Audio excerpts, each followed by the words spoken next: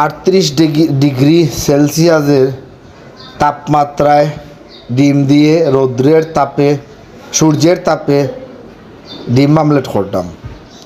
চেষ্টা প্রথম দেখি সফল হইনি, তো ডিম বাংরাম, বাঙ্গিয়া তেল দিছি। 38 ডিগ্রি সেলসিয়াস আজকের এই তাপমাত্রা। ট্রাই করতাম যে ডিম আমলেট ওই বনি ওর তো কথা নাই, তারপরে ট্রাই করতাম, দেখি পারেনি, ডিম আমলেটটা হয়নি। কিপেরদার দোকানের ডিম, কিপেরদারে কইছিলাম যেটা খুব তাড়াতাড়ি ডিম আমলেট হয়ে যায়, ও ডিমটা দিত।